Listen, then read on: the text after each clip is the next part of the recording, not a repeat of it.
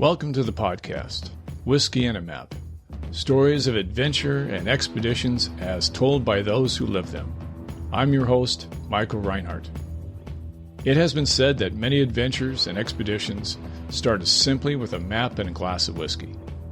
A desire to go and see the world's wild places. You're invited to pull up a chair, pour yourself a glass of your favorite whiskey, and join us as we hear stories from another one of our friends just returned from the field.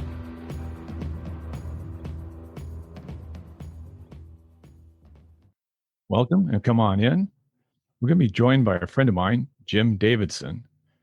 Jim was raised in Massachusetts, where he worked in the family business as an industrial painter of high voltage electrical towers. But early on, the mountains called him. He moved out to Colorado to attend college and to climb its big mountains. Jim earned a bachelor's and master's degree in environmental engineering and has worked cleaning up oil and gasoline spills throughout his career. His climbing career has taken him to Alaska, Argentina, Bolivia, and Tibet. He has received commendations twice by the U.S. National Park Service for assisting on remote mountain rescues. Jim was on Mount Everest during its tragic earthquake in 2015, then returned in 2017 to reach its summit. He is an award-winning author and has appeared on National Geographic, Smithsonian Channel and Discovery. Welcome, Jim. Thank you for coming on to the podcast. It's great to be with you. And Jim, I understand you have a good drinking story for us involving Tibetan tea. Yeah. I've been to Nepal a couple times and Tibet once, and a drink they serve in the high Himalayas. It's tea, kind of like strong black tea, but there's not much sugar up there, and so they don't put sugar in it. They put in salt, so it's like salty water tea. And, they're high in the mountains. There's not very good continuous refrigeration. So what they do with their yak milk, or their knack is a female yak, they take their knack milk and they turn it into butter primarily. And when that goes bad and rancid, they use that as a substitute for creamer. So what they do is they take a big giant spoonful of rancid yak butter, drop it into your saltwater tea, and that's Tibetan tea. And if you get really rancid yak butter, you got a nice scum of oil across the top, about a 1/4 inch thick. And so when they gave it to me in a tea house in Nepal, I was trying to drink the liquid without getting the rancid buttery scum in my mouth. So I'm trying to sip it underneath that layer of scum. I only drank a little bit. And of course, if you take 2 sips, they immediately pour 2.1 sips back into your glass to keep it constantly full. So very kind people offering what they have, but it is an acquired taste. Well, I've got to ask, what does it taste like? Kind of like you might think, salty and strong and bitter and oily with a slight rancid smell. It's great. You should try it if you ever get the chance. Well, that'll make you climb the mountains. All right, I got to ask, you grew up in Massachusetts. The family business is industrial painting, and you were climbing up and painting high voltage towers. Yes. What was that all about? Well, my dad and uncles owned several painting businesses, and I started working for them when I was about 8 or 9 years old, sweeping floors and cleaning brushes. And by the time I was 9 or 10, I was walking roofs with my dad. And by the time I was 15 and a half, I could operate a crane, but I could not yet drive a car. So I had kind of an unusual upbringing. And when I was 18 years old, and the next summer when I was 19, my dad got this job climbing and painting electrical towers, the big steel towers that carry 6 cables across the landscape. You've seen them before. And they were anywhere from 40 feet tall to 240 feet tall. And up the top were 6 wires. And each wire was about as thick as your wrist and carrying 230,000 volts. And I thought, well, I know how to climb the electrical towers. I'm sure they're going to shut off the electricity if we're going to go up there, right? And my dad says, no, they can't shut it off. That's the power for the whole county. We have to go up and work around that. So I spent 2 summers working with my dad, and we'd have 3 men or 4 men on the ground as safety men, and 4 men painting the towers, including myself, 1 man per side, and we'd climb to the top and paint our way down. And the electricity was just buzzing. And on the humid days, the 4-foot-long ceramic insulators weren't enough to keep the electricity from the tower. So a low-level voltage would run through all the steel of the tower. So when you grabbed onto the tower to keep yourself from falling 200 feet to the ground, it was like fire ants crawling on your hand the whole time. So we didn't like going up there on the humid days. But I spent 2 summers doing that and made really good money. I made $10 an hour when the minimum wage was $3.35 an hour. And so it was triple on minimum wage, but as I look back now, I'm not sure it was really worth it. Well, as if that wasn't enough of adrenaline rush, you heard the calling of the mountains. Now, Massachusetts isn't known for its peaks. What attracted you to mountain climbing? Yeah, it wasn't known for its peaks at all, and I wasn't really known for my athletic ability. So the fact that I became a mountain climber at all is fairly unusual. Literally in high school, I couldn't even run the mile in the PE class. I had to walk the end of it. But I started getting fit working those industrial painting jobs with my dad. And then when I got into college, I went on a backpacking trip in Maine. And I was just stunned by the beauty of the wilderness. And I looked up at the higher mountains, which were probably a whopping 4,000 feet tall. And I could tell that the wildest part of the Maine wilderness was up there on the mountaintops. And I thought, man, I want to do more mountain climbing. I want to do some mountain climbing. So I signed up for a rock climbing class and I signed up for a winter ice climbing class on Mount Washington. And that got me going when I was 19 years old, climbing peaks around New England. But I knew that the biggest peaks, of course, were not in New England. I was going to have to travel far away. And so that's eventually what had me move to the Rockies and start climbing in the Rocky Mountains of Colorado and Wyoming. And from there, you spent almost 40 years now as a mountaineer. Yeah. I spent about 16 years climbing peaks in Colorado, Wyoming, Montana, state of Washington, all over the United States. And that was working on getting my rock climbing and ice climbing skills up to speed in the high mountain setting, what we call alpine climbing. And a lot of skills had to go with that: avalanche awareness and safe travel and navigation and backpacking skills and first aid. So it takes a long time to acquire those skills. I spent about 16 years doing that, but I still wanted to go higher. So I started steering myself towards high altitude climbing. So I sought opportunities to hang out with people that had been in those high mountains in the hopes that maybe someday I'd get a chance to go. And so eventually I started going on the high altitude peaks. Went to Argentina, then Nepal, and then Bolivia, and it just kind of expanded from there. And I spent about 16 years slowly building this broad resume of higher and higher peaks, thinking about maybe someday I'd get a chance to climb some of the bigger peaks in the world. And these trips have taken you, as you said, all over the world. In all of your travels, what's the strangest thing you've ever come across? Yeah, saw lots of strange little things here and there, but probably the chief among them was we were climbing a volcano in Ecuador called Cotopaxi. It's about 19,300 feet tall. And I was one of the two co-leaders. We were taking college students with us. And so I was leading the rope up with my teammates behind me on one rope and then a second rope behind me with my co-leader, Rodney. So I led up to the summit, put in some anchors into the snow and turned around and started belaying up the next climber up the steep little head wall. And as I'm belaying him up, I've got a moment to look around. And when I looked below me, I was looking down on the tops of clouds, which is pretty common on the high mountains in South America. And as I looked down on the top of the clouds, I saw this giant shadow of a human being. And I moved right and left, and the shadow moved with me, and I realized it's me. I wasn't quite sure, and I waved my arm, and I could see my arm shadow waving on the top of the clouds. And what it is, it's called the Brocken specter, or the specter of Brocken. And it forms when the sun is up behind you, like kind of up behind your neck, and the sunlight's going by you, and your shadow gets broadcast down on the tops of clouds. And so you're seeing this giant shadow of yourself. And because the sun was behind me, and because it was the right type of cloud with basically the same size water droplets, I also saw a halo around me. They call it a mountain halo. And it's basically a rainbow, very, very bright, and it's perfectly circular. It kind of starts at one shoulder and it goes around your head. So you have this saint-like halo around your head, and you can see your shadow below you. It's called the Spectre of Brocken with a solar glory. And it was pretty wild to look at. I tried to take a picture of it, and you can see a little bit of it in the photo, but it's very fleeting. And it's just the right circumstances of cloud and moisture and position and sun. And that's an image that'll stay with me the rest of my life. A good omen, too, I would think. Well, at the moment, I thought I was a little bit saintly, but since then, nothing saintly has happened to me or from me. So I think it was just a weather phenomenon, but I'll take it. Climbing is a dangerous endeavor, especially going higher, steeper, farther away in more remote areas. Has there ever been a time where you came close to not making it back? Yeah. I've had, several, close calls in 39 years of being a climber and an ice climber and a high altitude climber. But the biggest, most obvious one was what happened on Mount Rainier up in the state of Washington in 1992. I'd been a climber about 10 years. And I went to go climb it with my good friend and regular climbing partner and really my mentor in alpine climbing. And his name was Mike Price. And he'd been climbing longer than me, about 14 years, so he was more experienced. Also, he was an outward bound instructor and he worked on search and rescue in Antarctica. So even though I was reasonably experienced, Mike was above me in all categories. And he taught me a lot about alpine climbing. We spent about 6 years being partners. And we went up to go climb a difficult route on Mount Rainier called the Liberty Ridge.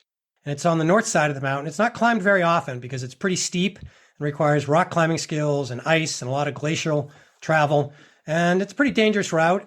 So we knew we'd be on it for a couple of days. And after about 3.5 days, we summited in pretty good weather. And it was June 21st, 1992. First day of summer, so it made it the longest, sunniest day of the year. And we started down the mountain, and everything was looking pretty good for a while. We dropped down to 13,000 feet, 12,000 feet. We were about maybe 1 mile or so from the edge of the glacier. Pretty easy ground in front of us. And we'd been crossing glaciers for 3.5 days, and we're roped together for safety, as you know, climbers do, because I know you've been on Mount Rainier as well. And I was going down the first and probing with my ice axe to check that the snow was solid, because sometimes on those glaciers, as you know, they get those big cracks called crevasses. And those crevasses can be 50 feet deep or deeper. And sometimes they're obvious and we can just walk around them, but sometimes they're hidden under the snow. And that's what got us that day. There was a big layer of snow and formed a bridge called a snow bridge going across one of these crevasses. And even though I probed with my ice axe, it felt solid and sound solid. So I stepped ahead. And when I did, that's when I found out it wasn't solid snow. It was a weak snow bridge, and that snow bridge collapsed beneath my feet, and into the crevasse I went. Then what happened? Well, I started plummeting down, picking up speed. I tried to swing my ice axes to hook the sides of the crevasse, but I couldn't reach either side. And sort of an instinct as a climber told me this was a big, big crevasse. And I started picking up speed, more speed, and I was thinking, come on, Mike, stop me, because we're tied about 50 feet apart, and we keep the rope tight as our standard procedure, of course. And Mike should have been stopping me. And I felt myself slowing down, and I thought I was going to come to a stop. And all of a sudden, I accelerated into the darkness, even faster into the crevasse and even deeper. I didn't know what happened then, but I figured out later what happened was my partner Mike had dug in with his ice axe and it slowed me down, like I said. But the snow was really soft. It was about noontime on June 21st, the longest, sunniest day of the year. And the sun had baked its way through the snow. And we'd been on the north side of the mountain for a couple of days, and we didn't know it had been record high temperatures on this side of the mountain and elsewhere, like in Seattle. And the soft, wet snow had collapsed underneath me and dropped me in. Mike dug in with his ice axe, but he couldn't stop. And the two of us tied together plummeted deep in the crevasse. We wound up going 80 feet into the crevasse. I came to a grinding halt on a snow bridge. Snow fell on me. Mike fell, more snow. And I eventually managed to free one hand and clear my face off. But before I could get to my partner, Mike, he stopped breathing. And I was in a panic, and I had to dig snow off his face. And I was still trapped in the snow up to my chest, but I managed to check him for vital signs, and he didn't have any. And I started doing CPR on my friend there in the darkness. And I don't know how long I did CPR, maybe 15 or 20 minutes, but I was trapped behind him and below him, still buried in the snow. And I couldn't do compressions the right way. And after about 20 minutes, I kept checking for vitals, and I stopped. And there in the darkness, my friend Mike passed away, and I was trapped in the snow, devastated at the loss of my friend, and trapped in the crevasse. And I didn't think I was going to make it home that day. 80 feet down that crevasse. That's a long fall. I don't think I would have survived, except for the fact that my partner Mike did his job. He slowed me down for that first 50 feet. So I really only free fell the last 30 feet and landed in a snow pile that absorbed some of the shock. And my pack kind of wedged between the two ice wall, and it got really wedged in. I couldn't even get it out of there, but it kind of softened the blow when I landed. So I eventually extricated myself, and I looked up. And like you said, looking up 80 feet at that surface, I could see a little hole in the snow bridge that had collapsed beneath my feet and where Mike had been dragged in the crevasse. And the walls went about 80 degrees and then dead vertical, and then they overhung. And I thought, there's no way I can climb out of this. It's kind of a long story, and I almost didn't even try, frankly. I was so afraid that I wouldn't be able to do it. I thought about not trying, but I realized I had to try. My friend Mike just gave his life to save me. I couldn't just fail before I even tried, so I had to do something. It took me a while to figure out a plan, but eventually I used the limited ice gear we had to free climb, swinging my ice axes and kicking my crampons. And I also had to aid climb, which was very tedious and very exhausting. And I had to rely upon gear and use a bunch of tricks. And eventually I made it out of there, but I was devastated, loss of my friend. And it took a long time before I could talk about that story and share it with others. And eventually I put it into a book. I co-wrote it with my writing partner, Kevin. It's called The Ledge. Came out about 10 years ago. It's still out there in paperback and ebook.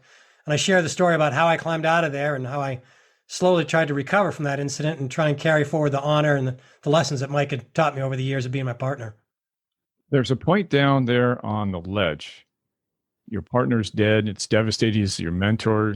You must have been fairly injured also, even though the fall was slowed. It's still a big impact. How do you gather yourself to climb that 80 feet up, basically a sheer ice wall? I struggled for about the first half hour or 45 minutes with that very question. I mean, I knew I wanted to climb out to get to see my wife again. I knew I had to climb to try and let Mike's parents know what happened to him and to tell them how Mike had done a job as a great partner and saved my life. But I was terrified. I mean, I was a good ice climber. I led ice for, about 10 years or so, but I was not a world-class ice climber. And back in 1992, we had older crampons and straight shafted ice tools. And I thought, nobody on the planet's climbing overhanging ice with these tools, certainly not me. And I struggled. I wanted to give up. I didn't even want to try because I was so afraid. But I just realized that I owed it to Mike to give it my best because he had done his best and it was up to me now. And that's what climbing partners do. You take turns taking on the tough conditions and doing your best you can for the team. And it was also part of honoring what my dad had taught me all those years in construction, that you don't quit just because the job's hard, and you don't shrug it off just because you're afraid. And you certainly don't quit when other people are counting on you. You give it your all no matter what. Even if it seems like you can't get it done, you give it your all. And so I really didn't think I was going to get out, and I really didn't think I'd live long term because I did have injuries. I was spitting up blood for a while. I had crushed disc in my neck. I had numbness in my arm and legs. So I had a lot of problems getting out of there, but I felt like I owed it to Mike and to my dad and other things I've learned from other people. So it was really that trying to honor the things that people had handed to me to try and do my job when the time came and try to just be resilient even in the face of those very scary and difficult odds. It brings up a point. You don't jump into this all at once. You got to take it step by step in your training, in your skills. Because if you hadn't been all those years in Colorado learning all the ice climbing techniques, the first aid and the other skills, if you just walked up there at Mount Rainier with a couple of climbs under your belt, we may not be having this conversation. Yeah, I agree. I agree with that completely from an experience standpoint, from a being mentored by people who know more than you, and by having a broad base of experience. You want to know what it's like to hike an easy trail in the dark, to hike a hard trail in the dark, to hike a trail in the rain, to get snowed on, to run out of water, to get lost a little bit and have to find your way back out again. You need all those skills under your belt before you go in the mountains. And then you need rock climbing and ice climbing and snow climbing and what happens when you run low on anchors. And I also got a lot of that from reading mountaineering books and articles in climbing magazines. And I always had the theory that every book of mountaineering, or for that matter, sailing or adventuring or navigation, all those things have buried tips inside there, little tricks of the trade, things that people had invented along the way. And when I read all those books over decades, I tried to always pull one or two of those gems out with me. And when I was down inside that crevasse, I relied upon another mountaineering book I'd read called Touching the Void, about a man named Joe Simpson who fell into a crevasse in Peru. And some of the things he did, I had to use down there. And some of the aid climbing skills that I'd read about, and I'd practiced them a few times, but I was not a proficient aid climber, all of those tricks came to bear. And I had to string them all together. And you're right, if I'd only been climbing 1 or 2 seasons, I probably would have never even imagined how to get out, let alone be able to implement it. So like you, I'm a big fan of a broad base of experience, move slowly up the ladder, move slowly onto longer trips, go with really good friends, and also try to be the partner that you'd like to have. In other words, get enough skills and get really good at some things so that other people would say, you know what, that guy Michael, that guy Jim, we want them on our team. Maybe you're great at first aid or navigation or ice or rock or the language skills, but have some really strong skills so that other teams want to have you on their team. And as a result, it's kind of an upward spiral. We keep raising the standards for each other, bringing our skills up and hopefully being able to apply them to bigger and bigger adventures. Which brings me to Everest, 2015. Yes. Was this your first trip to Everest? Yes, it was. I'd been to Nepal 3 times before and Tibet once, and I'd climbed the 6th highest peak in the world called Choyu, and that went successfully. But, I've been thinking about Everest for over 30, 35 years by that point. And so I was felt like I was well trained, but I was still pretty scared because I'd read all the Everest books and met some climbers, and I knew how serious it was to go to Everest. But finally in 2015, I felt like it was my time. And so that's when I went for the first time. Let's talk about Everest 2015. This is sort of a culmination, I would think, of your lifelong pursuit as a high altitude climber. You get to base camp. Can you take us there? What will we see and hear at base camp, and what are the people like there? Uh, Everest Base Camp, just the name carries weight and mystery to it. You fly into Kathmandu, Nepal, which is crazy enough, and then you gather some gear and you fly into a tiny little airstrip called Lukla. It's up in the mountains at about 9,000 feet.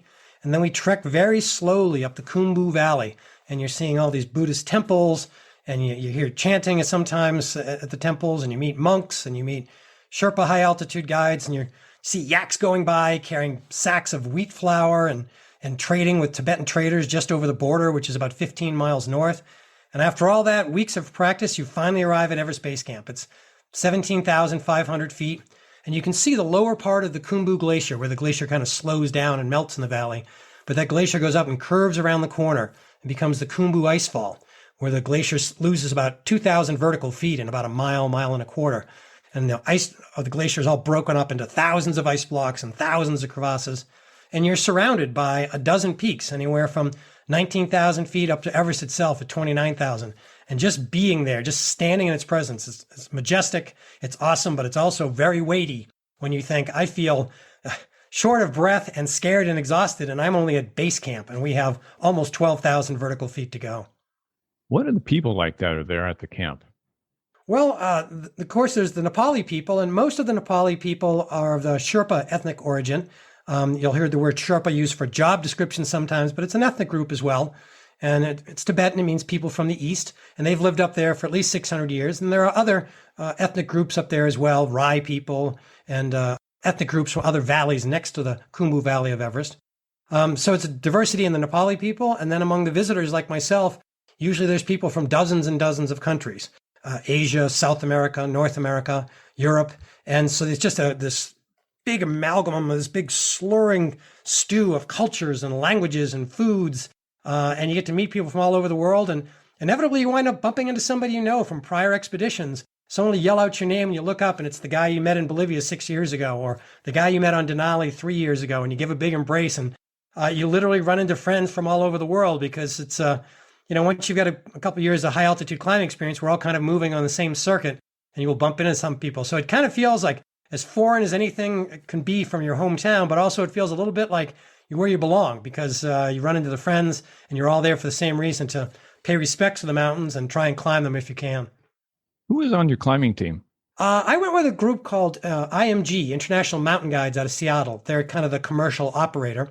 And I had been on one previous expedition with them and run into some of the guides when I was climbing on my own on Rainier and other places. So the guides I knew some of, but not all of. I met some of them for the first time on the trip. Same with the Sherpa high altitude workers and the senior guides. I'd climb with some of them in Tibet, and knew even the cooks and the cooks' assistants and some of our base camp managers. I knew them from previous expeditions. But also new people I met from America, from Europe, and from Nepal. We had a pretty big team. We had about 30 climbers altogether from around the world, and probably close to 45 Sherpas and high altitude porters from Nepal as well. So we were a pretty large team. And then, of course, there's probably close to 50 other teams scattered across base camp. Base camp can have as many as 900 people, almost close to 1,000 people at its peak during the climbing season in the spring. What was the general plan for the climb? Well, some people might think that, by the time you get to base camp, you're ready to climb the mountain and we start climbing. But in fact, it doesn't nearly go that fast or that easy. We go to Nepal about 6 or 7 weeks before we will make our summit push, because it takes us, 5 days of travel around the world and 2 weeks to get to base camp. But even when we get to base camp, we still have 4 more weeks of effort to put in before we can make our summit push, because the air is so thin that our bodies have to get acclimatized to that thin air by growing red blood cells. So we don't climb Everest in one push. Even the strongest Olympian couldn't do that. So what we have to do is we go partway to Camp 1 and come down and rest. We rest for about 3 days while our body recovers muscular strength and grows some red blood cells. Then we go up to Camp 1 and we spend 2 miserable nights there, get a little bit adjusted, and move up to Camp 2 and spend 2 miserable nights there. Then go all the way back down to base camp and rest up. Then we go back up to Camps 1, 2, and 3, and then go back to the base camp and rest up. And only then, after 4 weeks of that, going up and down the slopes, doing those rotations, as we call it, by then your body is as acclimatized as it can be, usually to about 23, 24,000 feet. And that's when we're ready to make the 5-day push for the summit. So it takes a long time and it takes a lot of patience while you're going through all that suffering at the high altitude. Between base camp and Camp 1, is that where the falls are? Yes, the Khumbu Icefall that I mentioned, you're exactly right. So the Khumbu Icefall goes from about 18,000 feet up to about 19,500. And it is just a three-dimensional pile of ice blocks. It's like walking through a Jenga pile. There are blocks above you. There are gaping crevasses below you. There are blocks leaning in. It looks like something that Dr. Seuss drew as a glacier or giant pile of ice cubes. And the thing is, it's all a glacier, so it's all moving. In fact, where the Khumbu Icefall is the most broken up, it's also the most squeezed by the rock walls on each side. So basic science says when you reduce the cross-sectional area, the velocity has to pick up. It's like a Venturi effect. So that means the ice in there is flowing about 3 feet to 4 feet per day. But it doesn't move every day. It might stay still for 10 days and then suddenly jump forward 50 feet. And when it does that, crevasses open up beneath you, the ice blocks above you can fall down, and people are running and scampering out of the way. So climbing through the Khumbu Icefall is one of the most dangerous and ridiculous places I've ever been in 3 decades plus of climbing. That's my understanding from talking to folks that have been there, that may be the most dangerous part of the whole climb is making it through that icefall. Yeah, statistically it is. That's where most people have died on the mountains. I mean, it gets more dangerous as we get higher because the air gets thinner and the weather gets more punishing. But as far as where the most people have died, it's in the Khumbu Icefall. And there have been some pretty bad accidents because there can even be other ice falls from different glaciers that are 1,000 feet or more above you. And they can let loose blocks of ice. Sadly, in 2014, a large chunk of ice broke off 1,000 feet above the Khumbu Icefall and came down like a bomb. And some geographers estimated that it was somewhere in the range of up to 31 million pounds of ice fell 1,000 vertical feet and just shattered like an ice bomb, and sadly killed 16 Nepali high altitude workers that day. And you have to walk right through that zone every time you go up and right through that zone every time you come down. We go up and down the mountain repeatedly, like we were talking about. Yeah, it's just fate or chance going through that ice fall. Yeah, it's a big part of it. And so the Sherpa guides and porters who go through the icefall more than someone like myself, they carry more weight and they carry the equipment up the hill. They go through even more times. So they will tend to have small ceremonies at the Buddhist altar before we leave base camp, and they throw some sacred rice at the more dangerous places to try and ask for safety and forgiveness for everybody who passes through the area. It's and there is a large component of fate. You can be fast and you can be strong, but you're still in that icefall for hours and hours at a time, climbing over those Jenga blocks and under those Jenga blocks of ice. Yeah, and we see those pictures of you all climbers walking across the crevasses on those small little ladders. Yeah. And you can imagine after my Mount Rainier experience, I am not very fond of crevasses, and you literally have to cross hundreds and hundreds of them. Most of them we can walk around, and those ropes and ladders, as you described, were put in by a group called the Icefall Doctors. And they're doctors. They're not medical doctors, but they're like doctors because they fix the route even when it gets broken up. So they work as a dedicated team, and everybody in base camp pitches in a little money to hire these guys, and they're experts at stringing the ropes and dropping ladders. Now, I've got a lot of experience on ladders, and I know that they're supposed to be set a certain way against a building, but that's not what they do here. They drop them horizontally, and you walk across them like a plank. When you're walking across, they bounce up and down, and they sway a little bit, and you're looking between the rungs and between your feet, and you can see crevasses that are 120, 150 feet right beneath your feet. So when I go across those, I always try and remember the words my dad told me, focus on the rungs, not the drop. Because if you stare at the drop, you'll freak yourself out. You just stare at the rungs, which are the solution. Kind of like riding a bike between telephone poles. You don't stare at the telephone pole. You're aware of the telephone poles and the trees, and you look ahead and navigate yourself through it. You're aware of the danger, but try not to focus on it. I remember on Rainier, as we were crossing through some crevasses, and in some respects, they're beautiful because they start out as at the top, when you're looking down, kind of a whitish color. It starts turning a light blue, darker, darker, darker. And the color change is quite beautiful, except if you're falling down or having to climb back up. But yes, it is something.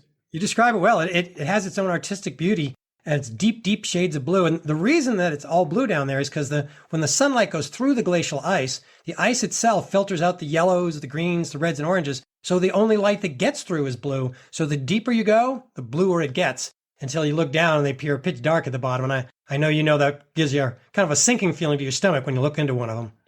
Yeah, the abyss. Yeah. Now, on this climb in 2015, you found yourself, I believe, on the 25th of April, about 20,000 feet. What was happening at that time with you? What part of the climb were you on?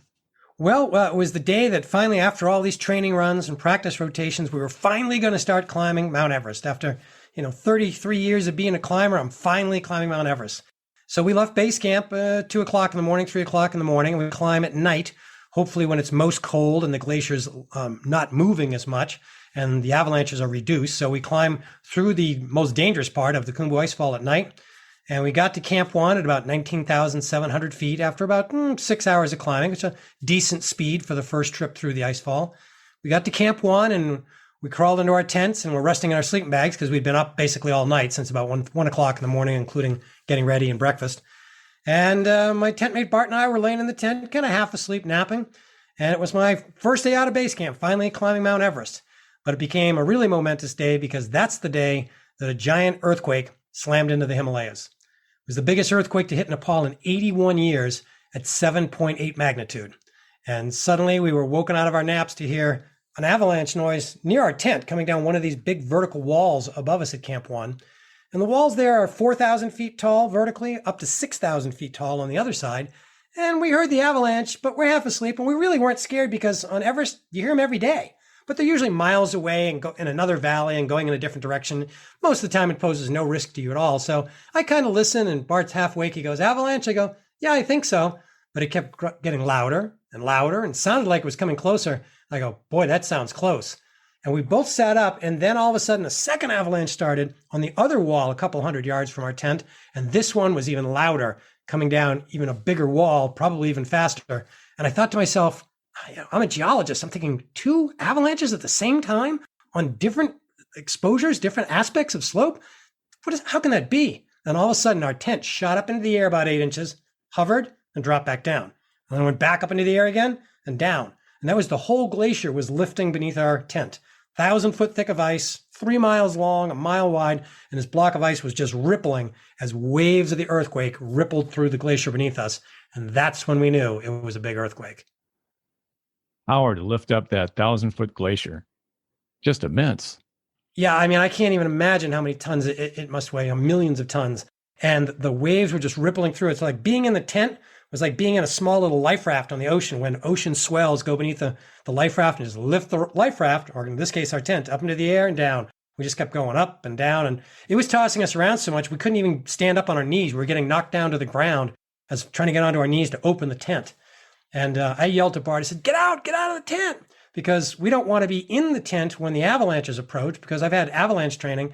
And what will happen is that the surface area of the tent will act like a sail or like a sea anchor and will drag us underneath the approaching snow. We want to be outside where we have somewhat of a chance to actually swim on top of it. And they'll teach you that in avalanche classes, that the cascading avalanche is air and snow mixed together. It's basically a liquid. So you can kind of swim on top of this liquid. So if you get caught in an avalanche, you can try and swim on top. No guarantees. But we ran out of the tent to be more capable to survive and swim on top, also hoping to be able to see the avalanches. Maybe it's not coming at us. Maybe it's going the other direction. We're really not at risk. But it was all cloudy and we couldn't see anything. Visibility was about 50 feet. And so we could hear the avalanches coming from both sides and getting louder, but we didn't know how close they were and we didn't know which one was going to hit us first. Well, take us to that point that you all finally make it out of the tent. You know you got to scramble out of there because the avalanche may take you under. You come out of the tent, and what do you see? Well, what I see is my other teammates scrambling out of their tents, whether they're Western climbers like myself or Nepali guides. There were about 30 of us up there at that point, about 15 Western climbers and about 15 Nepali people. And everyone's run out of the tent, looking into the clouds, looking right, looking left, and pointing at the clouds. And then all of a sudden, wind started to hit us from one side, and the wind went from 0 miles per hour up to about 40 miles an hour in just seconds. And then a wind gust came from the other side, pushing us against that first wind direction. And this wasn't wind from the weather having changed suddenly. I knew what it was. It was wind from the avalanches. And what that means is these avalanches are so big that they are bulldozing the air out from in front of it. And because we are in that wind from that approaching avalanche, that means we are directly in the path of the avalanches. And so both these avalanches are coming at us. So the wind would blow 40 miles an hour one way, 2 seconds later it would blow the other way, and all this pulverized ice dust started falling out of the sky. falling down vertically and blowing sideways. And it got so thick that we couldn't breathe. So one by one, without talking about it, we started diving back into our tents. And at that point, I turned on my GoPro camera and I caught a little bit of footage as the last two teammates of mine, about 10 feet away, disappeared into this swirling white cloud. I dove in the tent, and I was in the tent by myself. My partner, Bart, was, I don't know where. He wasn't with me at that moment, hopefully in another tent. And for about 3 minutes, the ground shook, and the tents blew back and forth, and the wind changed direction, and ice particles fell on the tent. And then it all kind of quieted down. But for those 3 minutes, I was just clutching my avalanche beacon against me, hoping that if I got buried, it would send out an electronic signal. Maybe my teammates could find me, but I was pretty sure we weren't going to make it through because it was just an incredible experience and incredible noise. Because you had two large avalanches from both sides descending down on your camp. Is that how it was? Yeah, and we couldn't see where they came from, and we didn't know until the next day what happened with those avalanches because it was cloudy and stormy all afternoon that day of the earthquake. But the next day when the weather cleared in the morning, we got to see those avalanches. And on one side, they got within about 300 yards of our tent and kind of got swallowed by giant crevasses and ran out of speed, so they did not reach us. And on the other side of the valley, the western Coombe, or the Valley of Silence as it's called, those avalanches got within about 100 yards of our tent before they ran out of speed. And we just sat right there in the middle. And it's not because we were so smart we knew where to camp. It's because we listened to our predecessors. And over 6 decades, Sherpas and climbers had accumulated some ground knowledge, some hard-won information on the ground. They said, camp right about here. It's the safest spot when avalanches happen. And by golly, that's what kept us alive. And nobody in Camp 1, on my team or other teams, was hurt or killed. We were very, very lucky. It's miraculous. You mentioned an avalanche beacon. What is that? It's a small electronic device. It's about the size of your hand, about the palm of your hand. Runs on batteries. And it's kind of like a locating device, really. It sends out an electronic signal, and I wear one to broadcast my signal, and everybody else on the team is wearing one to broadcast theirs. And if one of our team gets buried, usually the person with the most experience will instruct us. They'll go, everybody turn to receive, and they'll turn to receive, and we'll all be receiving, trying to find the one person who's still on transmit, our buried teammate. And we can use it to basically do a little grid pattern, or these days we can even go more directly upon the electronic signals and go right over to where that person is. Then we have to use small shovels and avalanche probes, kind of like tent poles that are about 10 feet long, to probe down in the snow, and we have to dig that person out. You've got about 30 minutes before the chances of them surviving drop below 50-50. So you've got to find them very fast. And that's a skill you learn by taking avalanche awareness and avoidance seminars. And also we practice every year with our beacons here in Colorado and elsewhere. You practice finding each other, you practice digging out beacons, because like any skill, it needs to be kept up. So you have to keep those skills up, because if you're buried, you want your partners to find you. And if your friend is buried, you want to find them as fast as you can. And that's just one small skill set of what you need to go into the big mountains. Again, relying on the skills, tenacity, and awareness of your teammates to when you're in trouble. Absolutely. And that's why you pick good teammates, and you want to try and be a good teammate by having all those skills, because you're watching out for their lives and they're watching out for your life. And that's part of being a good team. And that's how we get big things done in dangerous situations. Let's go back to that event. You come out of the tent, the ice particles start to settle. You understand that something huge has happened. What do you do next? Well, we kind of checked with each other, first of all, and I was looking for my teammate Bart, and what happened is he just dove in another tent that was like a kitchen tent where many of the Sherpa were. And when he came out, we just like, Bart, Jim, give each other a hug and find out we're okay. And I kept saying, we got to do a head count. We got to do a head count. So we kind of went around, where's Bob? Where's Sue? Where's Dawa? Where's PK? And, we found everybody accounted for, and that's how we knew nobody was missing from our camp, because the wind could have blown you right out of camp and right into one of the crevasses, which were just 10 feet away from our tents. So we were all set, and then we got on the radio and we started yelling to other expeditions nearby, different teams from different countries, and everybody at Camp 1 was fine. We got on the radio and called up to some of our teammates that were up at Camp 2, about another 1,800 feet higher. They were all set up there as well. But then we called down to base camp, and that's where we found out where the real disaster was, because they had different avalanches in base camp, but instead of just wind and ice particles like we had, their avalanches carried rocks, lots and lots of rocks. It came off another peak right behind base camp called Pumori and Lingtran, 2 different peaks. And what happened was a whole chunk of the ridge collapsed, came down as a giant avalanche. And as I assembled some data later, I'm a geologist, so I did a little research on it. And that avalanche came down 3,000 vertical feet, and it landed with so much force that it splashed sideways, and the wind and the momentum of it carried it over a mile laterally across the Khumbu Valley floor. And that avalanche ripped right through the middle of base camp, took out about 100 tents, picked up the tents and heavy barrels of equipment and duffel bags and people, and just threw them all over the glacier for about a quarter mile, third of a mile in the downwind direction. And very sadly, 70 people were severely wounded and 18 people were killed that day, making it the deadliest day ever on Mount Everest. There was a point in time where you and others tried to obtain medical gear that had been buried. Was that up at the base at the camp that you were at?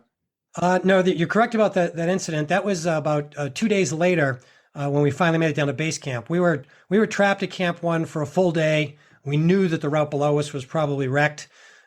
We were talking to our teammates on the radio, and we wanted to go down, but we were certain that those ladders and ropes had been damaged, so we couldn't go down. A full 24 hours passed, and they managed to fly out those 70 wounded people on helicopters. And we started thinking about assembling a team to go down and try and rebuild the route. Now, building the route through the Khumbu Icefall can take 2 or 3 weeks and requires like 2 miles of rope and, 100 sections of ladder. We didn't have all that standing by, but maybe somehow we can scavenge enough. And when we sent a team of 2 guides and a Sherpa guide down, they were down in the Khumbu Icefall among those ice blocks, kind of scoping it out. And then we had a huge aftershock, 6.8 magnitude. Now, I knew as a geologist we were going to have those aftershocks, and I knew they could be big, so I had warned our expedition leader. It was just bad timing that our scouting party was down there in the icefall when that major aftershock hit. Fortunately, nothing fell on them. They scampered back up and said, the route is wiped out. So we had to wait another 24 hours, and so about 44 hours after the quake, we flew down in helicopters, which was a very precarious and an unprecedented rescue. These helicopters can normally carry 5 or 6 people, but at that altitude, the air is so thin, they can only carry 3 people. A very brave pilot and 2 climbers or Sherpas per load. So they ran 4 helicopters back and forth all day. And after about 80 loads or so, they got all 160 people off the mountain. And we got to base camp and we were glad to be there. And that's when that incident happened where I got involved in a small team. I got to the ground. I was so glad to be off the mountain. I called my wife, and within the hour of landing, I was in this team doing, like you said, to go over and dig with our hands and with shovels and literally clawing through the rocks with our fingers and our gloved hands, trying to recover some medical equipment from the one and only medical tent that had been overrun by the avalanche debris. The Khumbu Icefall is, on a good day, dangerous. I can't imagine you all trying to make it through there, even if it was still somewhat intact with all those aftershocks coming through. Yeah, sometimes people who don't know much about the Khumbu Icefall or mountains, they'll say, well, why don't you guys just climb back down? You came up. Well, the ropes and ladders were missing, number one. And they're like, well, you're supposed to be world-class climbers with really good guides and Sherpas. It may be a tough climb, just come on down. But the thing is, you'd be climbing free, completely unroped among these thousands of ice blocks. And like you said, on a good day, it's the most dangerous place on Mount Everest. And now that the whole thing had been shooken up, in fact, when I flew out in the helicopter, I'm a geologist by trade, like I said, and I worked 20 years as a geologist, and I had a lot of training in glaciology, the study of glaciers. And I looked at some of those ice blocks we flew by, and I could see 3-dimensional towers the size of Empire State Buildings just cracked in 3 different dimensions with very fresh, jagged edges. So there had been new ice blocks that had cracked and new crevasses that had opened up, and there was just collapsing stuff everywhere. So nobody in their right mind would want to be down in that ice fall when it was that unstable, knowing that there will be more aftershocks, because after a quake that big, the aftershocks will last weeks, months, even years before the last of the aftershocks tapers away.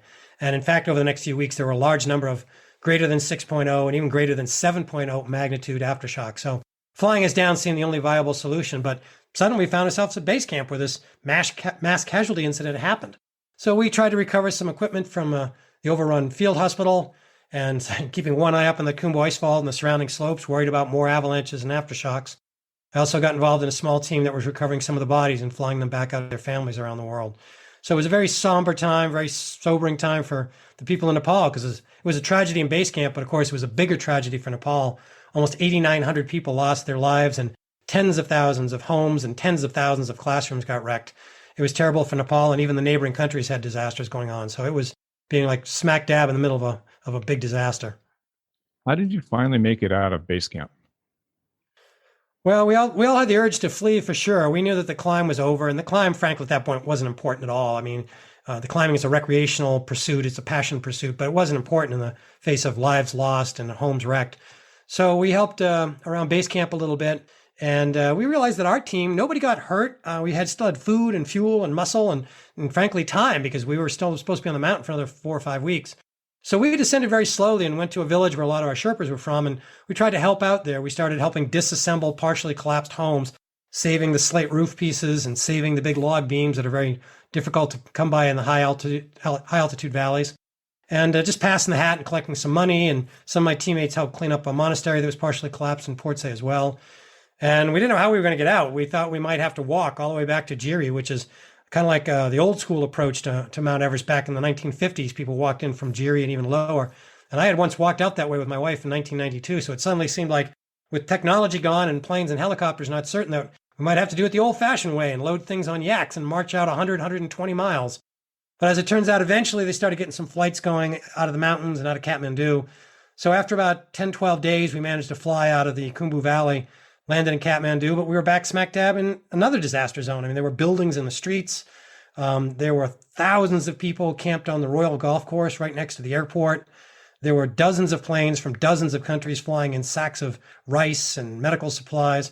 So we didn't know how we'd get out of Kathmandu, but eventually things started to calm down a little bit, and it took a couple more days, but eventually I flew out of Kathmandu and made it home. And I was a shattered, beaten person when I got home, but also racked with guilt. I mean, I got to come home to a stable house and a refrigerator full of food. So I thought, I can't just do nothing. What can I do from here?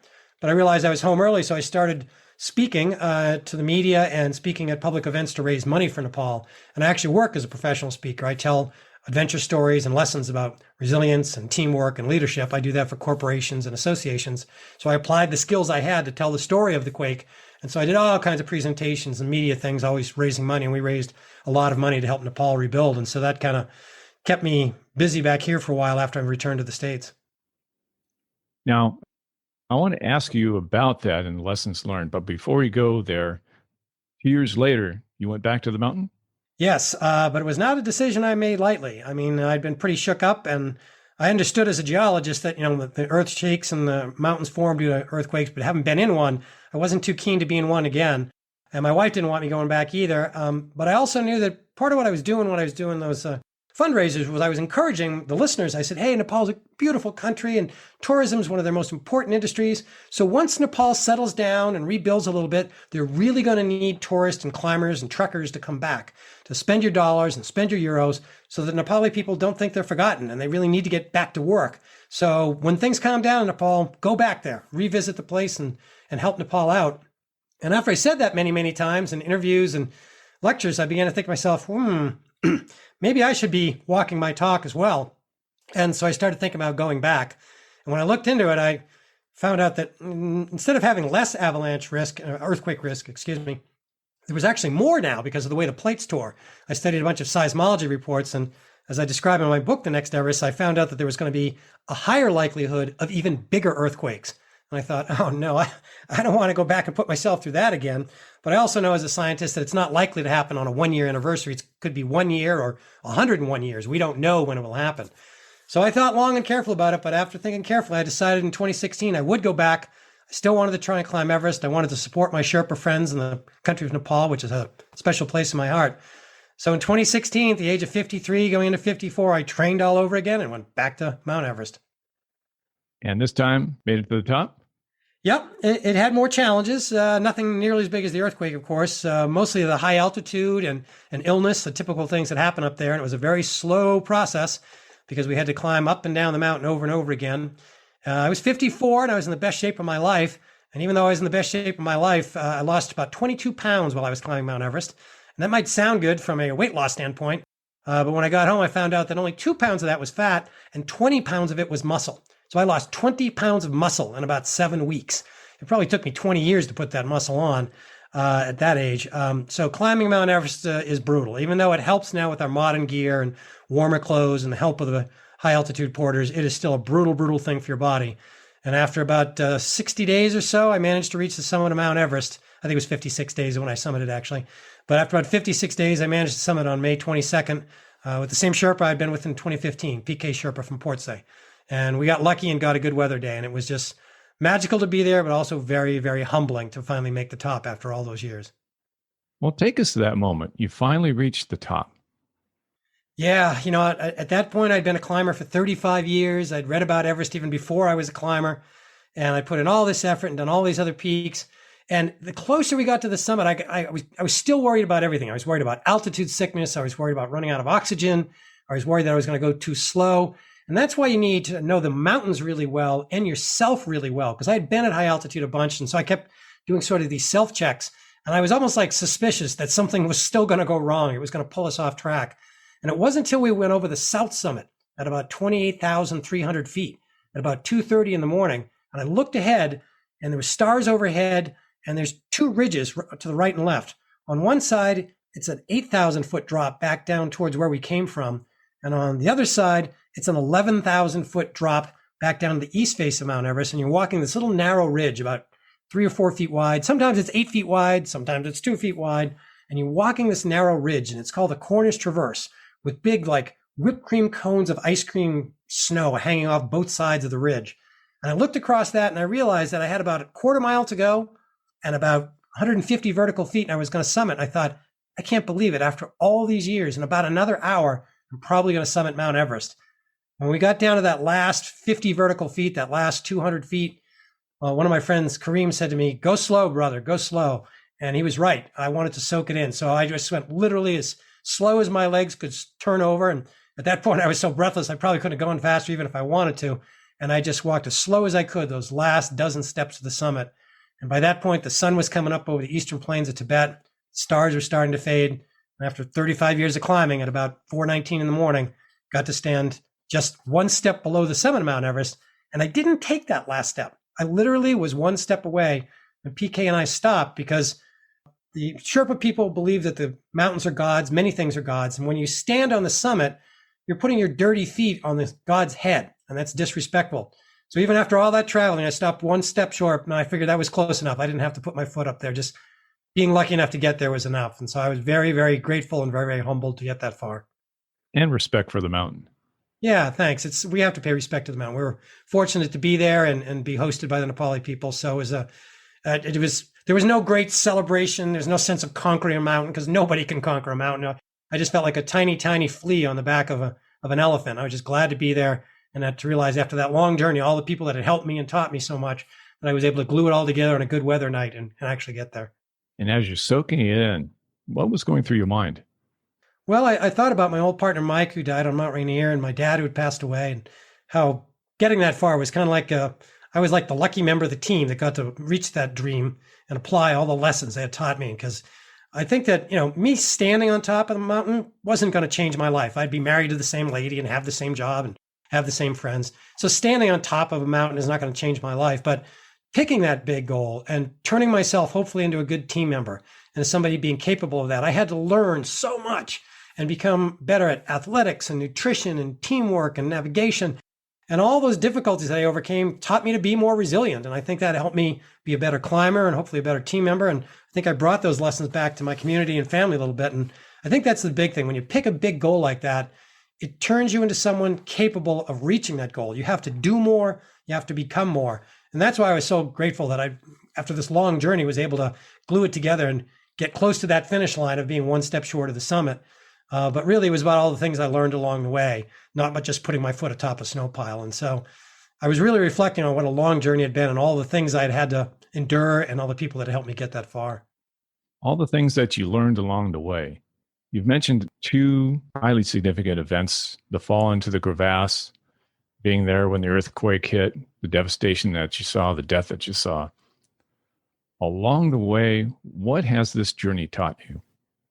Well, it's taught me that if you want to do something in life, you should pursue your passions. For me, it's mountains, but for you and others, it might be music or marathons or learning French or starting that business or getting your college degree. You pick that big goal and you're hoping to reach the goal, but it's the things you learn on your way to that goal that really are of true value. Yeah, it's great to stand on a summit or get that college degree, but it's the things you learned along the way. And you're going to need those things you learn, and you're even going to need the difficulties you endure. Even though they are not fun, all of those difficulties, the climbing accidents, the loss of friends, the physical injuries that you suffer, those things teach you to be more resilient, to be stronger, to be wiser. And you take those lessons with you to the next challenge, to the next opportunity. And that's why I call the book The Next Everest, because most people that are listening are probably not going to climb Mount Everest, but if they look at their life and pull lessons out from the good things that happen and even the worst things that have happened to them, you can pull lessons from those traumatic events. When tough things happen, it is traumatic and it takes a long time to try and get back on your feet and sort of put your life back together. But when something big happens, like an earthquake or a pandemic or a death in your family, life doesn't quite go back the same way. You're different now because this thing has happened. So you have to ask yourself, what can I take with me that will help me do a better job in the future, and hopefully share that with the people around me? Because I think when things go tough, really what we're doing is taking turns lifting each other up. You help me this week, put a little resilience into me. Next week, I'll try and be a good teammate and lift you up, put a little resilience into you. And that's how we get through tough things like expeditions and tough things like pandemics. Can you expand a little bit more on why you titled your book The Next Everest? Well, certainly, in part, the obvious thing is I went to Everest once and I went back a second time, so it was my next trip to Everest. That's the obvious one. But like I said, most people aren't going to actually go climb Mount Everest, and they don't have to. They're dealing with other challenges in their life. And there's always going to be a next Everest in your life and in every listener's life. Hopefully, it'll be something, a big goal that they want to achieve and they get fired up for and they train and they go achieve that big goal. But sometimes the next Everest is a difficult one. It's a crevasse fall. It's an earthquake. It's a pandemic. We've all had that thrown right in our faces over the last year and a half.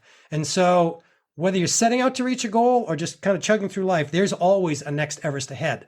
And what you have to do is try and refine yourself into the best version of you and be ready to give it your best effort and help those around you, because that's how we're going to get up that next Everest. Whether it's a good mountain or a tough one, we're going to have to help each other be resilient and do our best and get past that next Everest. And you know what? There's going to be another one after that. Could be years ahead, could be decades ahead, but there's always a next Everest, so we have to be ready for it. And you talk about resilience, and in reading some of your work, you use the phrase personal resilience. What does that mean? That means when you get in a tough spot, whether it's a crevasse fall or suddenly your business fails, you look inside yourself and go, oh my goodness, I don't think I can do this. I don't think I want to do this. But when you look inside yourself, where does your resilience come from? And it's different for each person. For me, it was things my dad had taught me and my commitment to honor Mike's memory and do my best for those guys in my own life because it honored the things they taught me. But for you, it might be your faith, your military background, your police officer code, your commitment to your community, helping others that are not as fortunate as you, whatever it is that lifts you up and strengthens you, that's where you look for your personal resilience. And you may go, oh, this is difficult and hard and painful and scary, and I don't want to do it. But you think about the people that are counting on you. That's where your personal resilience comes from. And that can spur you into action to start taking better care of yourself and other people around you during that difficult time. Now, also in reading some of your work, you came across a reference to Bruce Lee and the idea that patience is passive resilience. That struck me for a reason. One, I'm a Bruce Lee fan. Great. Like many Me people, too. but what does that mean to you? Yeah, the Bruce Lee movie that he's gave a lot of lessons in his movies way back long ago. But one of them, I think, was Enter the Dragon. He's trapped in this room of mirrors. He tries to break his way out with his fist and his feet and even his nunchuck weapon. And all of a sudden he realizes he can't break his way out. And so instead of freaking out or getting aggravated, he sat down on the floor and he crossed his legs and he hung his weapon around his neck and he started breathing in recovery. He was just waiting for something to happen. Someone's going to have to release him out of the room. I was stunned by his patience. And for me, what it was, I'm a pretty much a type A person. I'll get up early and put in more energy and try harder. And that gets a lot of things done. And that's what we call perseverance, that go, go, go thing. Don't quit, keep going, be perseverant. But when I was at the base of Everest in 2017, we were all trained up, we were acclimatized up to Camp 3, ready for our 5-day summit push. And we figured we'd rest about 3 or 4 days and then start that summit push. Well, we had these waves of bad weather come through. So we had to wait 3 days, 5 days, 7 days, 9 days, 11 days. And frankly, I was absolutely losing it. I couldn't wait anymore. My body had lost all its muscle. It was like day 55 of the expedition. I am sick of sleeping on the ice. And I just wanted something to change, but I realized I can't force the weather to change. The only thing I can do is be patient. But I realized if I was patient long enough, the weather will change. We'll get our chance. So in this case, being perseverant wasn't an active thing that I should do. It was being patient. Patience is a form of perseverance. It's passive perseverance. And if you wait long enough, the weather will clear, the economy will improve, the pandemic will die down, and then we can come out of our tents, out of our homes, and re-engage with the challenge and start getting life going the way we'd hoped it would go. And that was an important lesson for me, for someone who's so go, to learn that sometimes we have to wait and be patient. And what happened was the pandemic hit, and we all had plenty of a chance to apply those skills over the last year and a half. Embracing change and uncertainty. You also have written extensively about that, and that being part of somebody who is resilient, especially in these times, as you say. What does that mean to you? Embracing change and uncertainty. Well, we all have dreams for ourselves. We want this thing to happen and that thing to happen, and we try to be perseverant and collect skills and certificates and join teams and join like-minded people. That's what we want to try and make happen. But life has its own twists and turns. And sometimes those twists and turns don't hit you until you're 20. But by the time you get to be my age and you get a little gray hair in the beard and gray hair on top, man, you've seen all kinds of changes and uncertainty. And when those uncertainties hit, if you push back on them and say, I don't want this, I reject this pandemic, I don't want this earthquake, I'm not going to put up with this, I'm going to ignore it, that doesn't work. The problem is here, and ignoring it does not help. And what I've seen in earthquakes and rescues, I've been a rescuer on a number of times, it's the people that can accept that the change is here and embrace that and start adapting and going, okay, this Everest 2015 expedition is over. I know you've been planning on it for years, but it's over. Now the question is, what are we going to do with ourselves? And we try and refocus immediately to helping those that need it, disassembling houses. When we get back to our home countries, raising money.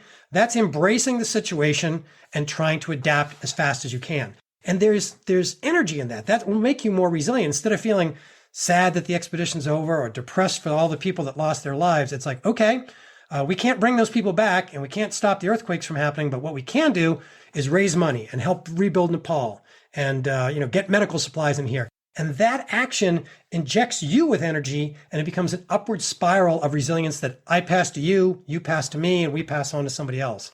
So embracing the changes, trying to adapt, and accepting the uncertainty of it, there's a lot of power in that. And that's what gets you ready to deal with these big challenges and to be ready for the next challenge down the road. The next Everest, as I say in the book. It reminds me of when I went through whitewater kayaking school, and the lessons I learned there was pretty much sometimes you can paddle and go where you want to go, and a lot of times the river just takes you where it wants you to go. All you could do is just keep paddling and try and avoid the rocks.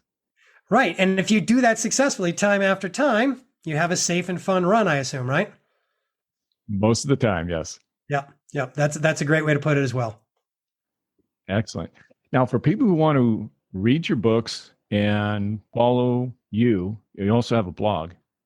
How do they follow you? Where would they find you and find your books? Yeah, thanks for asking that. Probably the single best spot is my webpage, www.speakingofadventure.com, Speaking of Adventure. And that's where they can follow me on social media. There's a blog there, and there's some information about my first book, The Ledge, and the second book, The Next Everest. And I'm always posting up short stories from the mountains. I'm still a climber now and go on climbs here in Colorado and on expeditions occasionally as well. So I'm always posting some photos and some lessons about resilience and teamwork. And also I speak a lot publicly to corporations and universities and bookstores right now. So I'm on the road a lot. So I'll put up notices about when I'm traveling around the country speaking, and there might be a chance for me to come to your town and get a chance to see these photos and videos and hear the stories in person. What's your next Everest? What's coming up? Yeah, well, it's kind of just opening up right now. We're all kind of coming out of our caves and our tents here, metaphorically, as the pandemic's dying down. So right now I'm out just spreading the word about the book, The Next Everest, and there's going to be 5 international editions coming out in the next year or so. So that's keeping me pretty busy. I try and stay in shape here by trail running and climbing in Colorado. And once the pandemic dies down, I want to get back out there and tackle another peak. It probably won't be anything quite as tall as Everest, probably more like South American peaks, maybe Ecuador or Peru. My friends and I like going climbing down there. So just sharing the lessons for the moment that I picked up on all these expeditions through speaking and through the book, The Next Everest, and then trying to stay in shape and get ready for that next expedition once travel's safe, and go back out there and have a little fun in the mountains and get to see some more awesome beauty along the way. Outstanding. Well, Jim, it's been an absolute pleasure to talk to you and have you share your experiences with us. The best of luck with the book, and I hope in the not too distant future you'll come back and share more with us. It was great fun. I'd love to be back. And until then, you stay safe and stay resilient. Take care. Take care. We'll see you down the road. Thank you for joining us. We'll see you down the road when we get together again, share a glass of whiskey, and hear more stories of adventure as told by those who live them. Until then, check us out at michaeljreinhardt.com, where you'll find more of my work as an adventure photojournalist. Photos, videos, and articles of interesting people, mysterious places, and exotic cultures from the wild places of the world.